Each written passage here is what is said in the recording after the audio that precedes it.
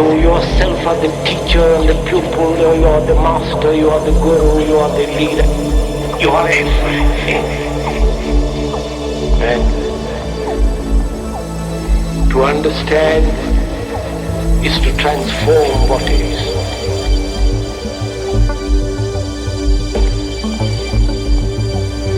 To understand is to transform what is.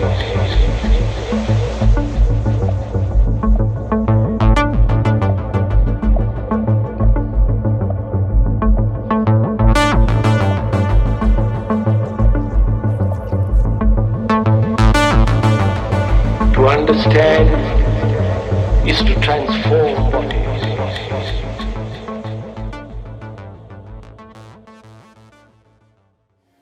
Buenos días, buenas tardes amigos de la web. Nos encontramos en el centro Prana Spy, que agradecemos que nos hayan cedido el espacio para hacer esta entrevista con el doctor Albert Ferrer. Buenos días, doctor. Buenos días. Muchas gracias, le agradecemos mucho querer compartir con nosotros, con la caja de Pandora, esta entrevista. El placer es mío porque compartir es una de las cosas más bellas que podemos hacer y no se hace mucho. Gracias, gracias. El doctor Ferrer vive en la India actualmente, es filósofo de la Sorbona y es un gran investigador y se dedica a promocionar el nuevo paradigma, sobre todo el tema de educación, doctor. Y pues me gustaría que se presentara un poco personalmente, cómo has terminado viviendo en la India. Tú naciste aquí en Barcelona. Sí, sí, soy catalán de origen, de Barcelona, aunque fui educado en un colegio francés, en el famoso Liceo Francés de Barcelona. A nivel de doctorado me fui de Barcelona, quise estudiar en París, conocer la vida académica y cultural de París, pero combiné, y eso fue muy interesante, combiné París con Cambridge, que son dos modelos dentro del mundo europeo muy diferentes, el europeo continental francés, el británico, y eso fue muy enriquecedor. Y eso ya me orientó hacia toda la dimensión intercultural, y que fuera dentro de Europa. Y cuando volví aunque combiné el doctorado entre París y Cambridge, pero la tesis la leí yo en París, en la Sorbona, soy doctor por la Sorbona. Y al volver a Barcelona en el 97, ya con el doctorado acabado en filosofía, fue una aparente casualidad, un regalo del cielo, conocer a Raimon Panikkar. Yo ya tenía la inquietud intercultural. La tesis la hice sobre romanticismo, básicamente, romanticismo y Europa, y con el romanticismo descubrí Oriente, porque quizás sabrás que los románticos fueron los primeros orientalistas. Y en una época que estaba empujando hacia el colonialismo puro y duro, los románticos fueron los primeros que no se creyeron el eurocentrismo y el imperialismo europeo, que respetaron las otras civilizaciones y que se interesaron por ellas, un tema capital hoy en día. Y fue con ellos que descubrí Oriente, la filosofía oriental. Al volver aquí en el 97, conocí, como decía antes, aparentemente por casualidad, siempre son las cosas, a Raimon Panikkar, un filósofo internacionalmente conocido, un ser extraordinario, y fue él quien canalizó este interés que tenía por la filosofía comparada. Y cuando yo llegué a Barcelona en el 97, después de estar varios años en París y Cambridge, tenía la intuición, pero solo era una intuición, de ir hacia la filosofía comparada, Oriente-Occidente, hacia el nuevo paradigma, y aplicar todo esto a la educación. Y créeme, Panikkar se entusiasmó. Tuvimos una primera charla en su casa en Tabartet, en el Prepirineo. Me invitó para cenar el primer día que le conocí personalmente. Estuvimos 5 horas hablando. Volví a Barcelona en coche a las 2 de la madrugada. Y Panikkar se entusiasmó por esta idea. Aplicar la filosofía comparada Oriente-Occidente y el nuevo paradigma a la educación. Y me dijo, creo que por mi experiencia, que estaba bastante bien encaminado cuando dijo esto. Pero él insistió muchas veces que esto en serio no se ha hecho nunca. Me decía siempre, el tema comparado Oriente-Occidente se ha aplicado fundamentalmente a la filosofía, a la religión, claro, un poco al arte, pero no se ha aplicado realmente a la educación. Y, de hecho, si observamos un poco las pedagogías alternativas que ha habido en la época moderna, son normalmente monoculturales. Steiner con las escuelas Waldorf es absolutamente europeo y eurocéntrico y eurocristiano, o cristianocéntrico, muy germánico incluso. Es muy interesante y ha sido muy valioso, pero es eurocéntrico. Sí. Si vamos a Estados Unidos, el padre de la educación integral o alternativa en Estados Unidos es el profesor Dewey, que es totalmente americano, con una herencia idealista europea en Hegel, pero bueno, de nuevo occidental, puramente. Si vamos a la India, donde ha habido pedagogías integrales muy interesantes, normalmente son muy indias, por no decir muy hindúes. Por ejemplo, Vivekananda, un gran maestro y sabio. Hay toda una labor extraordinaria de la misión Ramakrishna que ha implementado educación integral, pero es muy indio, muy hindú. Aurobindo y la madre desde el ashram de Pondicherry también han elaborado una pedagogía integral que es más internacional, más cosmopolita, más oriente-occidente por el hecho de que ha habido occidentales en el ashram, pero filosóficamente no se da una verdadera integración de Oriente y Occidente. Y es un tema un poco pendiente de realmente integrar Oriente y Occidente de una manera coherente, en profundidad, cogiendo lo mejor de una parte y de otra. Y esto es a lo que he dedicado mi vida. Sabiendo, y este tema es muy importante, que esto debe ser una aplicación del nuevo paradigma. La educación integral no tiene sentido y de hecho no la vamos a practicar realmente. Nos vamos a quedar en la superficie o en una moda nueva si no nos damos cuenta de que la educación integral es la pedagogía del nuevo paradigma. Me atrevo a decir de la física cuántica. Y finalmente, no olvidemos nunca este punto, el nuevo paradigma no es un concepto. El nuevo paradigma implica un nuevo estado de conciencia superior. Correcto. Es algo ontológico. Con lo cual, la educación integral, o nos damos cuenta de que es un acompañamiento para llevar a los niños, adolescentes que van creciendo, hacia estados superiores de conciencia, o nos damos cuenta de esto o no haremos nada. Cuando tú dices llevar a los niños a ese estado de conciencia, se supone que alguien los tiene que llevar, ¿no? En este caso, unos adultos, unos profesores, unos maestros.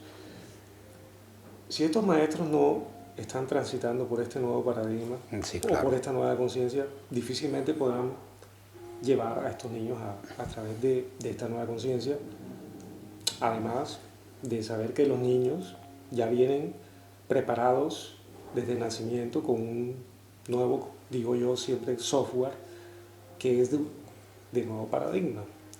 Realmente, ¿cómo? Estás pensando en niños índigo, cristal, todo esto. Niños índigo, cristal y niños, cualquier niño. ¿Cómo la autoridad, y me remito a Krishnamurti, que lo debes conocer bien. Y que me ha influido mucho. Que me ha influido mucho, seguro, que a mí me encanta. A mí también. Que él habla para transitar este nuevo paradigma, habla claramente de que la autoridad o la imposición de unos conceptos, inclusive de los libros, de los Upanishads, del Gita, no sirven de mucho sin dejar la libertad del alumno, del niño, de que vaya explorando por sí mismo, que vaya descubriendo a través de la observación. Me voy al punto de tu planteamiento de la educación integral, el nuevo paradigma de un diálogo entre la física cuántica, la nueva ciencia y las tradiciones. Por eso te hablo de esta forma de las tradiciones, de los libros y de la autoridad. ¿Cómo ves tú este punto? ¿Cómo integras tú esta visión para no, digamos, contaminar lo que ya viene puro?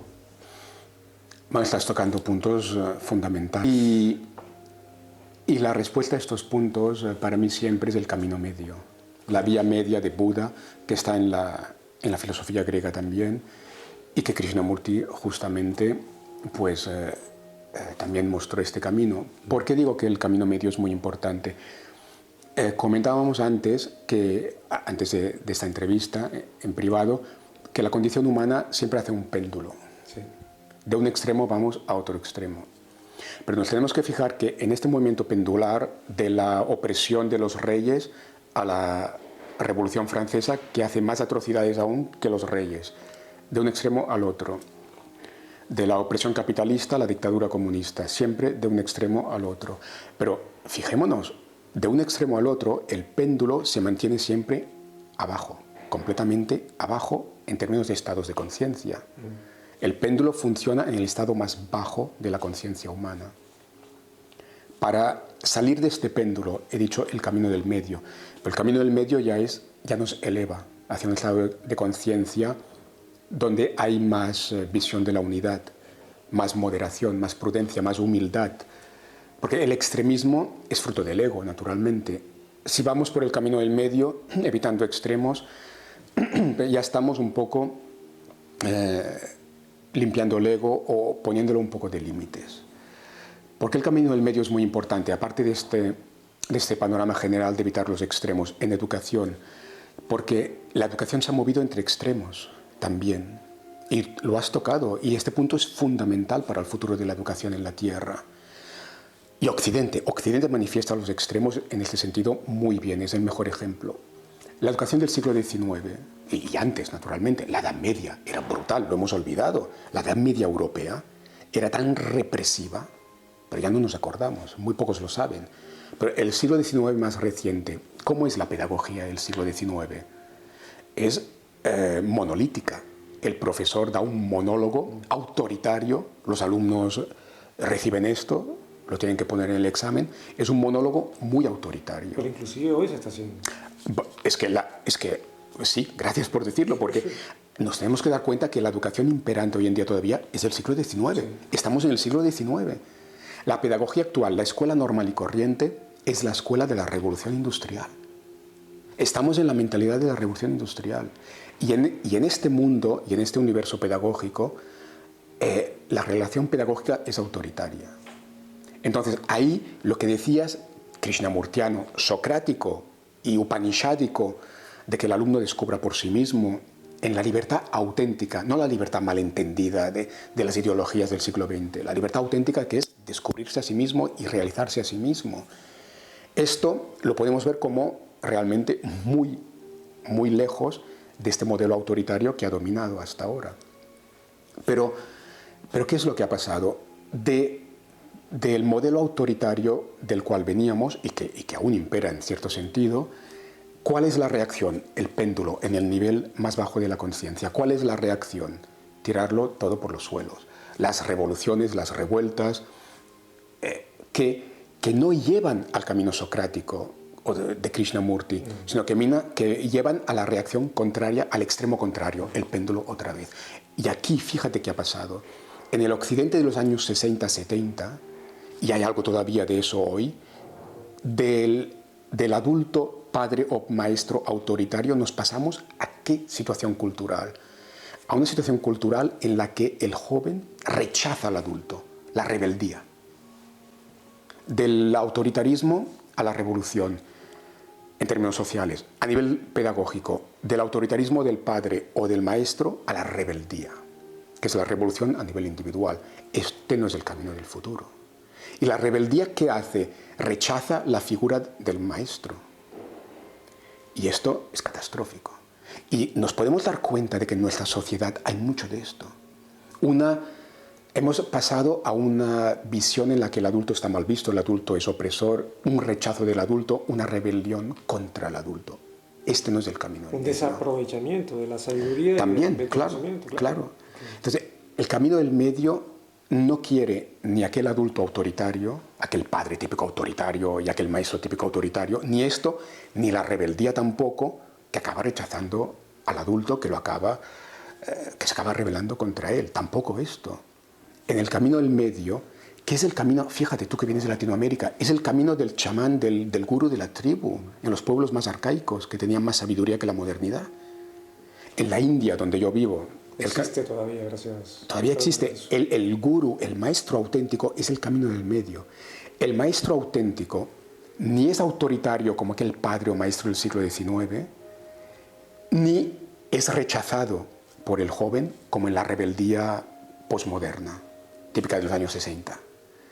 Porque el maestro auténtico, y en las tribus más arcaicas era así como en la India clásica, el gurú auténtico, el maestro auténtico, sugiere, abre una ventana, abre una puerta, pero al mismo tiempo no se pasa, no sobrepasa un límite. Deja que con la ventana abierta, con aquella sugerencia, entonces el chico que está creciendo trabaje por sí mismo, descubra por sí mismo, explore. Una frase preciosa que está en los sutras budistas, cuando el Buda dice, no me creáis, solo escuchadme. Este es el maestro auténtico, el que dice, no me creas, simplemente escúchame. No me creas porque lo tienes que experimentar por ti mismo. Lo tienes que vivenciar tú mismo. Pero al mismo tiempo nos podemos pasar de un acompañamiento. El caso extremo, el niño salvaje. El niño bebé abandonado en la selva, en el bosque, pasó en Europa incluso, sin ningún acompañamiento adulto, se convierte en un animal. Los niños salvajes eran como animales. Sin el acompañamiento adulto, contra el que reaccionó la rebeldía de los años 60, no tendremos educación. El educador no puede ser ni autoritario como antaño, ni podemos prescindir tampoco de él, como en la rebeldía de los años 60. Pero el educador tiene que estar en este camino del medio, que sugiere, que ayuda, que acompaña. El acompañamiento es tan importante. Acompañamiento desde el amor, desde el respeto, abriendo puertas. Y entonces que el joven vaya descubriendo, experimentando por sí mismo. Este punto medio, ahí está la educación integral, verdadera. Sí, cuando podríamos, digamos, definir que el educador debe estar educado ya, no debe estar, debe estar ya, haberse descubierto, haber comprendido su labor, porque educar es sacar lo mejor que tiene cada niño desde dentro. Exacto. Ayudarle a descubrir eso. Exacto. Lo que se está haciendo hoy en día es formatear. Formatear borrar esa información que ya traemos, que ese don, esas habilidades que traemos de fábrica, por decirlo de alguna manera, y implantar una información que a la postre no sirve para mucho, sino que es para funcionar dentro de un paradigma antiguo de competencia. Totalmente. Sí. ¿Cómo visualizas tú esta nueva educación, el camino del medio hacia la cooperación? ¿Cómo, en tu experiencia que ya estás desarrollando ese trabajo, cómo la palpas y cómo la vives? Bueno, estás sacando todos los puntos fundamentales. Otro punto fundamental de la educación en valores, educación integral y educación en valores es lo mismo, porque la educación integral integra los valores también. Otro punto fundamental es el que acabas de tocar ahora, que Sai Baba, el gran maestro espiritual de la India, siempre lo decía: si el maestro no vive los valores, ¿cómo los va a transmitir? Si el maestro no tiene una visión integral, ¿cómo va a ser integral su pedagogía? Esto significa que tenemos que ser conscientes que en la educación integral una de las cosas más importantes es la formación de los maestros, la selección y la formación de los maestros. Desde la perspectiva humana, humanística o de valores, mucho más que desde la académica. Porque los maestros vienen del paradigma viejo. Correcto. Entonces, ese punto es muy importante. Algunos ya tendrán muy claro el nuevo paradigma, pero en general es muy importante en una escuela de educación integral el formar a los maestros en general dentro de otra visión que no es aquella de la que vienen la mayoría. La formación de los maestros es crucial. Y otro punto muy importante, la educación integral es sistémica. Por ser integral, contempla todos los sistemas que están interactuando en el proceso pedagógico. El gran tema de la física cuántica, que el cosmos es interdependencia, en dinamismo. La educación integral es interdependiente, considera la interdependencia de todos los factores que afectan al proceso educativo. Y ahí, aparte del maestro, de la formación de los maestros, el tema de la familia, de la comunidad, también son muy importantes. Básico. La escuela donde yo fui educado, el Liceo Francés de Barcelona, una escuela prestigiosa, meramente académica, ¿te puedes creer que mis profesores nunca, en 15 años en el colegio, tuvieron ningún contacto con mis padres? Eso ha sido típico de la educación académica estándar. Pedagógicamente es aberrante. La escuela como espacio pedagógico también tiene que integrar a los padres, a la familia. La escuela tiene que estar en interdependencia con la comunidad, porque si no, quizás no podremos tratar a los alumnos adecuadamente si no vemos de qué contexto familiar vienen, de qué contexto comunitario vienen. Una cosa muy importante que no se hace normalmente: a medida que van creciendo, los alumnos pueden realizar una labor social, un servicio social en la comunidad. Es enormemente pedagógico, es fundamental. Hablas de la cooperación. Venimos de un mundo brutalmente competitivo. Raymond Panikkar, que he tenido el privilegio de tener como amigo y maestro, siempre decía: la competitividad es un eufemismo por no decir la guerra. Sí, claro. Hemos vivido en una cultura de la guerra, de la competitividad, estructuralmente violenta, que ha fomentado la dominación y la violencia. De ahí tenemos que ir a un paradigma de la cooperación. Pero empecemos por las aulas, que se ha hecho tan a menudo en la escuela moderna, que los niños compitan entre sí. Esa aberración pedagógica que se ha dado mucho de dar... En mi escuela yo esto lo he vivido, yo me acuerdo, la maestra, pequeñitos, con pantalones cortos, la maestra decir, el primero, el segundo, el tercero, el cuarto y el último el burro. Esto es pedagógicamente aberrante. Hacer una lista de los niños, el primero y el último. Entonces los niños tienen que competir por ser los primeros. La evaluación por medio de una nota, ¿no? Lo que es aberrante también, el niño no es una nota. La educación integral tiene que hacer una evaluación holística también. Pero nos podemos dar cuenta de que hemos alimentado la competitividad desde la escuela primaria. Los niños compitiendo por tener las mejores notas. A nivel deportivo, el deporte es competición. No necesariamente, puede ser cooperación. En el deporte se puede enfatizar el espíritu de equipo, la cooperación, no solo la competición contra el opuesto. Hemos cultivado la competitividad a todos los niveles. Tenemos que ir hacia una cultura de la cooperación. En la escuela, ¿cómo se trabaja esto? De entrada, suprimiendo todos estos conceptos aberrantes de la lista del primero hasta el último, cambiando la mentalidad del deporte, de la competición hacia la cooperación, introduciendo esto tan bonito, que los niños, de manera adecuada al grupo de edad, a la edad, puedan realizar labores de servicio social en su comunidad. Algo que no es nuevo, los Boy Scouts lo hacían, pero esto ha ido de capa caída cuando es muy pedagógico también. Porque el sistema, el viejo paradigma, haciendo un análisis, eso es importantísimo que tú dices, porque socialmente hay una separación, ya por el hecho de pertenecer a un cierto tipo de escuela, a un cierto tipo de estatus social. Los niños no se comunican, es difícil que un niño de una clase social rica, como se utiliza ahí, están en la India las llamadas castas. Existen las castas también en todas partes del mundo. Totalmente. Yo tengo experiencia de Sudamérica, de ver, de experimentar niños que les cuesta relacionarse con niños de diferente estatus social. Les cuesta, no fluyen. Y eso viene de este tipo de educación del viejo paradigma. Al hacer un trabajo social, a mí me gustaría aclarar en ese punto cómo se lleva a cabo ese trabajo social a nivel escolar.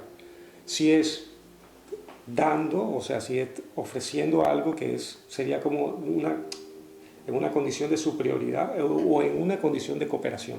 También habría que enfocar muy bien el trabajo social, de qué manera se hace. Si es que yo te estoy dando porque yo estoy por encima de ti, o se hace linealmente en cooperación. Porque el niño de un estrato social o de una condición económica menos favorecida puede enseñarle muchísimo más de lo que puede enseñarle un niño de clase alta, de condición rica, en cuanto a su experiencia de vida, en cuanto a su modo de jugar, en cuanto a su modo de relacionarse con el universo. ¿Cómo ves tú esto? Bueno, no sé si estás al corriente que se han hecho estudios psicológicos desde hace mucho tiempo que demuestran que los niños pobres son más espabilados que los ricos. Todo lo hacen antes. Coger unas tijeras, ser capaces de manejar una tijera, de subir los peldaños. Cuando el ser humano aprende esas cosas más básicas, Los niños de origen pobre lo hacen todo antes que los niños de origen rico. A nivel continental lo mismo, los niños africanos lo hacen todo antes que los occidentales. Los niños indios, en términos generales, lo hacen todo antes que los niños norteamericanos, que son los más retrasados en ese sentido del planeta. La cultura moderna ha atrofiado al ser humano en lugar de permitirle la expansión. Pero volviendo al tema social, bueno, venimos de lo que en la India, ya que vivo en la India, el destino me ha llevado ahí, vivimos en lo que en sánscrito se llama el Kali Yuga, la era de los conflictos. Y ahí entramos en el corazón del tema, del viejo paradigma y el nuevo paradigma. El viejo paradigma del que venimos, que la modernidad ha exacerbado, es un mundo fundamentalmente de división, que ha alimentado, se ha fundado en la división y ha alimentado la división. Porque si estamos en el amaos los unos a los otros de Jesucristo, en la compasión de Buda, ya no podemos explotar a la India, y Estados Unidos ya no puede dominar brutalmente América Latina, los británicos ya no pueden colonizar a la India, y los ricos ya no pueden oprimir a los pobres, etcétera, etcétera. Nos podemos dar cuenta, podemos observar este hecho, podemos observar la historia humana y darnos cuenta de que si queremos dominar el Reino Unido, la India o Estados Unidos, América Latina, una minoría, un 1% a la masa de la humanidad. Conoces esas cifras brutales de que una pequeñísima parte posee la riqueza, la mayor parte de la riqueza, etc. El 8.3% posee el 80% de la riqueza del mundo. Exacto. Pero si queremos esas cosas, tenemos que alimentar la división. Porque si vivimos en la conciencia de la unidad, yo no te puedo explotar, ya no te puedo dominar. Te voy a querer, te voy a ayudar. Un mundo que ha querido, una humanidad que ha querido la dominación, la explotación, tiene que basarse en la división y tiene que alimentar la división. Y esto lo ha vehiculado y alimentado toda la cultura y el sistema pedagógico, naturalmente. Si queremos ir hacia un mundo que viva en la cultura, en el estado de conciencia que propone Jesús, amaos los unos a los otros, que pocos cristianos han vivido, como a ti, hay que cambiarlo todo. Falta la segunda parte de la frase. ¿Perdón? Amaos los unos a los otros como a ti mismo. Naturalmente, claro. Si queremos esto, pues cambia todo. Si queremos esto, ya no vamos a dominar. Si queremos esto, ya no podemos alimentar la división, sino la unidad. Entonces, si queremos esto, los niños o adolescentes de manera apropiada a la edad van a hacer un servicio en la comunidad para que integren desde la más tierna infancia el hecho de que el servicio es esencial a la dignidad humana. Pero fíjate, es que el estado de conciencia, volveremos siempre al estado de conciencia, es lo más importante. Hay que educar a los niños en este punto fundamental de que lo más importante no es el servicio material que vamos a dar a los que lo necesitan, a la comunidad, sino el estado de conciencia en que se da este servicio. Si damos este servicio como yo soy rico, pobrecitos, mira, hoy los voy a ayudar, no estamos haciendo nada. El estado de conciencia es tan importante o más que el servicio en sí mismo. Y el estado de conciencia en el que tenemos que educar es lo que decía antes de la unidad, del amor, de la compasión. Vamos a dar un servicio a los que lo necesitan, a la comunidad, porque somos todos uno, porque todos somos fruto, hijos de la misma creación, del mismo principio absoluto, llámalo Dios o como quieras, porque todos somos finalmente uno. Y es este sentimiento profundo de unidad, este amor auténtico como estado de ser, como estado de conciencia, lo que va a promover el respeto hacia el otro, hacia el que está menos favorecido. Y esto es lo que va a cambiar las cosas. Y eso hará que la balanza se equilibre, lógicamente. Ya claro. No habrá, si aplicamos lo que estás diciendo, ese menos favorecido será favorecido por el movimiento conciencial. Porque vamos a compartir lo que te decía al principio de compartir. Ya al evolucionar de manera sincrónica con el universo y con esta nueva conciencia, estas diferencias irán desapareciendo naturalmente. Un ejemplo, uno de los más grandes empresarios del mundo, que dicen muchos economistas que es el empresario más ético del mundo seguramente, Ratan Tata, el dueño, por así decirlo, del gran imperio Tata, que es uno de los grupos económicos más grandes del mundo. Esta persona, que es, repito, considerado como uno de los empresarios más éticos del mundo, sino el más ético, muy espiritual además, ha dado la mayor parte de lo que sería su fortuna personal a las fundaciones que ha creado o que ya crearon sus antepasados, porque la filantropía está en la familia Tata desde los orígenes. Esto es un ejemplo. ¿Por qué quieres 65.000 o 50.000 millones de dólares? ¿Qué vas a hacer con ellos? Hay algunos grandes empresarios en la India, en Bombay, que se dedican a amasar, a acaparar, y que gastan una fortuna con la que se podía hacer un hospital con una boda, alquilando palacios. ¿Esto de qué les va a servir finalmente? A amasar, a acaparar, más allá de límites delirantes. ¿De qué te sirve? ¿De qué lo necesitas? Tata es otro ejemplo. La mayor parte que no lo necesita, que ningún ser humano normal lo necesita para fundaciones, para servicio social, un poco como lo que ha hecho Gates. Sí, bueno, pienso, bueno... Este es otro tema. Pero una cosa que quería puntualizar, no, pero es muy importante que se vehicule, a nivel social, que se vehicule una parte de las fortunas que existen hacia servicio social en lugar de acaparar. Claro. Es un elemento cultural muy importante, sí, sí. Que se instale una cultura de fundaciones, de hacer obra social en lugar de acaparar y acaparar. Algunos están aún en la cultura de acaparar, otros están más en la cultura de la fundación. Eso es muy importante promoverlo. Pero un punto que no quiero que se nos olvide. Cuando me has hablado de la cooperación, del servicio social, una cosita muy pequeña, por ejemplo, que en las escuelas que yo he diseñado quisiera que se hiciera así. Cuando empezamos la sesión académica con una asamblea de la escuela, o la escuela se puede dividir en unidades, la primaria, la secundaria, etc. En la asamblea un alumno puede hablar, se pueden hacer unos cantos, puede haber antes de acabar la asamblea unos minutos de silencio, de meditación. Es muy importante que en la asamblea estén los niños o los adolescentes, los profesores, pero fíjate en este punto, pequeño pero muy importante, el personal no académico, la señora de la limpieza, el cocinero, el jardinero, que se sienten con los profesores, a un lado de los profesores. No que estén fuera. Esos son maestros también, lógicamente. En el fondo también son maestros y son personas humanas como todos, están haciendo una función que es necesaria para la escuela. Yo nunca me olvido del jardinero de mi escuela. Pero en la escuela donde yo fui educado, este tipo de personal no existe. No se tiene en cuenta para nada. Hay que integrarlo en la escuela, en la asamblea de la escuela. Con los profesores se tiene que sentar el cocinero o la cocinera, el jardinero y la señora de la limpieza. Si lo hacemos así de manera natural, los niños ya van creciendo en un ambiente en el que el jardinero o la señora de la limpieza pues tienen la misma dignidad que el profesor. Y por ahí tenemos que ir, que todos los seres humanos merecen la misma dignidad. En una cultura de la unidad no es lo que se ha promovido hasta ahora, pero tenemos que ir hacia ahí.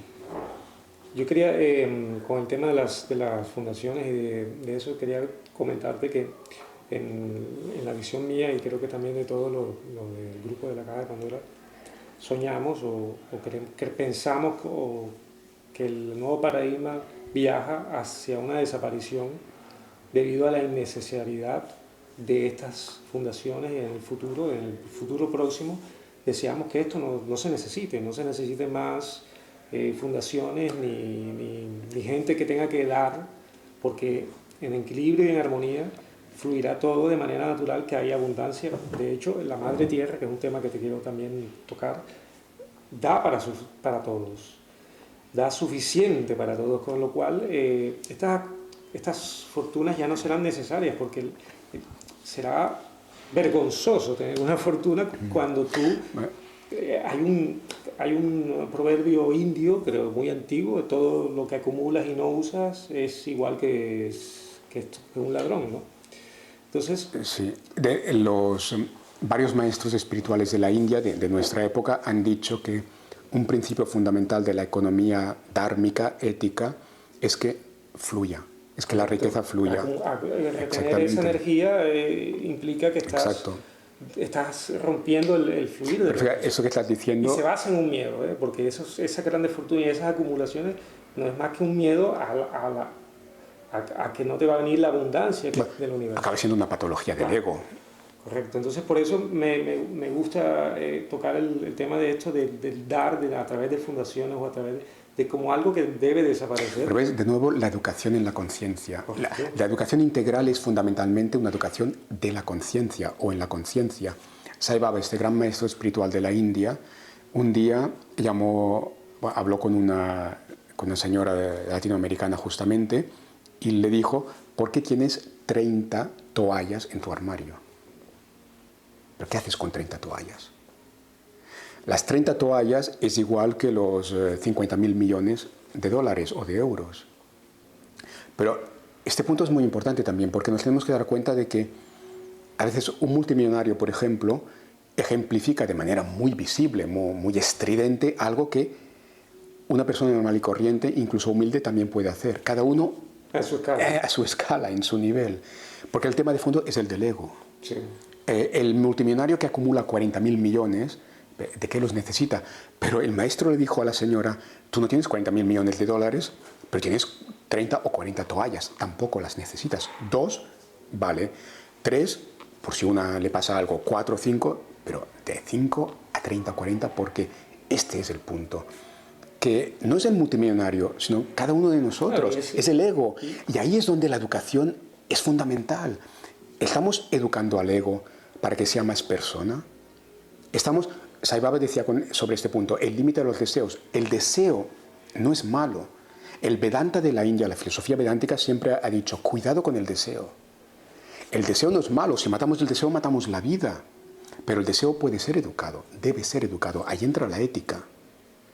Y dentro de esta educación ética, dentro de esta educación del deseo, entra lo que Sai Baba llamaba el límite de los deseos. Con 4 toallas quizá tengo bastante, no necesito 40. Pero haciendo un punto, a ver, eso de límites, o sea, limitar los deseos, seguimos trabajando con la mente, ¿no? Creo que está bien la mente como un instrumento, como pueden ser las manos, pueden ser las piernas. La mente es un instrumento valioso. Correcto, y es valiosísimo, valiosísimo, pero no deberíamos dejar el control de nuestra vida en base de la mente. Si seguimos limitando o autoimponiéndonos métodos para llegar a un nuevo paradigma, seguimos funcionando en el viejo paradigma. Eso es muy importante también. Tocas todos los puntos fundamentales. Entonces, por eso quería claro. Claro, aquello que cambian los vestidos y no el que se viste. Claro. Inclusive que está muy de moda hoy en día el tema de la meditación y que me encanta cómo lo borda Krishnamurti, de que la meditación realmente, sentarse, cruzar las piernas, respiración, eso no es meditar. Meditar es estar fluyendo con la vida. Es la diferencia entre la técnica meditativa y el estado meditativo. Correcto. Entonces, ahí quiero que me des tu opinión de eso y cómo conecta eso con esta abundancia que nos brinda la Madre Tierra y ese respeto y esa conciencia de unidad, no solamente con nuestros seres queridos, con los humanos, sino con los animales, con las plantas. Totalmente. Y con la Madre Tierra, que es un ser vivo. ¿Desde qué óptica manejas tú eso en la nueva educación? Lo integro porque es fundamental. La modernidad que ha hecho la Madre Tierra la ha contaminado, el Padre Cielo lo ha contaminado, desde el cielo hasta el sustrato está todo contaminado.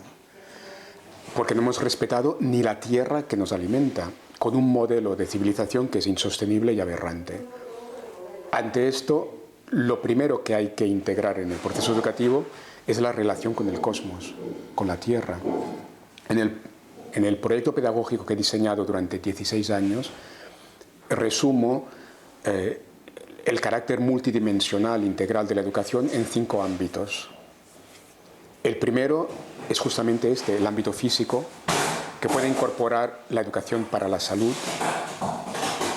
Y aquí entra la relación con el entorno, con la Tierra, con el cosmos. Es una parte fundamental del proceso pedagógico, es la base.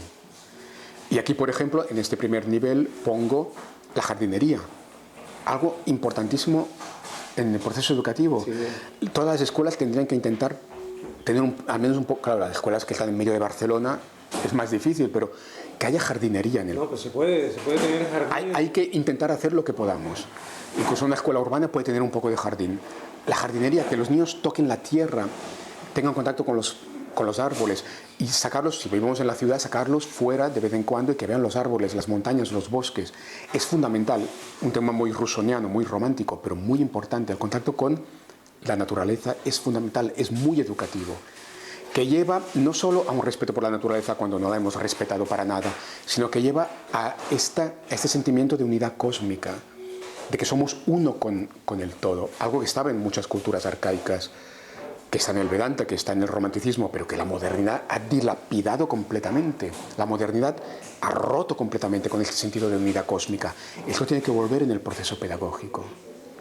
Y en cuanto a la pregunta que te hice de la mente, ¿cómo ves tú este manejo de esta nueva educación, de este nuevo paradigma, enfocándolo de una manera, de una energía más holística, de esta que llama muchas veces la inteligencia del corazón, que vaya menos ligada a lo que es mental, a lo que es del ego, ligado al ego, a la separación, ¿no? Completamente. Ese es el tema que a nivel académico el profesor Gardner ya hace años que introdujo, que fue un poco una revolución en el mundo académico, de decir, la inteligencia no es solo la inteligencia matemático-científica mecanicista, sino que hay múltiples inteligencias, diferentes formas de inteligencia. Ahí Goleman trabajó mucho en la inteligencia emocional, pero Gardner advierte, hay varios tipos de inteligencia, 7, se puede decir 11, como queramos. Ahí es donde retomo el esquema que presento en mi proyecto pedagógico de una educación multidimensional a 5 niveles. Esto es un esquema que ayuda, naturalmente. El primer nivel, decía, es el nivel físico con la relación con el entorno. El segundo nivel sería el nivel relacional, comunitario, ético. Aquí entra la vida en comunidad, el servicio social, la importancia de la relación, del diálogo en el proceso educativo, la educación para el diálogo, la educación como proceso socrático de diálogo. El tercer nivel, lo académico, la parte intelectual, mental, que ya puede implicar en la educación integral una revolución con relación a la escuela predominante de la modernidad, porque la escuela predominante en el mundo moderno básicamente se ha basado en la información, en dar información. Y eso hoy en día es más inútil que nunca. De la cantidad de información tenemos que pasar al pensamiento, a la creatividad, a la expresión. Y eso de hecho será mucho más útil en la vida adulta. Es decir, que incluso lo académico puede cambiar completamente de la cantidad de información a la imaginación, a la creatividad, que es finalmente el conocimiento de uno mismo, el ser capaz de pensar por sí mismo, de encontrarse a sí mismo. Lo mental, lo académico puede llevar al ser también, tiene que llevar al ser. La dimensión profunda también tiene que alimentar lo académico. Pero luego, cuarto nivel, lo estético. La importancia fundamental, el gran papel pedagógico de las artes, todas, lo plástico, lo musical, el teatro, cosas incluso más sencillas como los trabajos manuales, todos los ámbitos artísticos. La parte estética, fundamental, la danza. La cocina. Y aquí incluso entran manualidades de este tipo, naturalmente. Y finalmente, el último ámbito, el quinto, la dimensión del ser, la parte que me atrevo a decir espiritual, no tenemos por qué evitar de utilizar ese término. Pero cuidado, lo espiritual no significa la religión organizada, institucionalizada, para nada. Esto es una organización social. Lo espiritual significa aquí dentro, lo que soy yo. La luz. La luz dentro de uno, la conciencia. Y ahí es donde entra toda la profundidad de la educación integral y del nuevo paradigma, que es una educación para la conciencia, que es en el nuevo paradigma el papel crucial de la conciencia. Tú sabes que los físicos cuánticos, desde los primeros, los clásicos, hasta los últimos, como Bohm, han acabado concluyendo, en primer lugar, el universo, el cosmos, es este binomio conciencia-energía que encontramos en las tradiciones arcaicas, en las indígenas y en el Vedanta de la India. Desde las culturas tribales arcaicas hasta el Vedanta de la India y el budismo se dice, la realidad es un binomio interdependiente, dinámico de conciencia, información, energía, vibración, que llega hasta la materia. La física cuántica se ha dado cuenta de esto y lo ha formalizado. Y los físicos cuánticos, desde los primeros, se dieron cuenta de que la conclusión a la que ellos llegaban estaba en el Vedanta de la India, por ejemplo. Se dieron cuenta, lo dijeron. De hecho, se interesaron por la filosofía india. Pero aún más importante, no los vedánticos, no los chamanes, los físicos cuánticos, desde los clásicos hasta los contemporáneos, han acabado diciendo, dentro de este binomio interdependiente y dinámico que constituye la realidad, lo fundamental no es la vibración energía, materia, sino la conciencia. You are the master, you are the guru, you are the leader. You are everything. And to understand is to transform what is.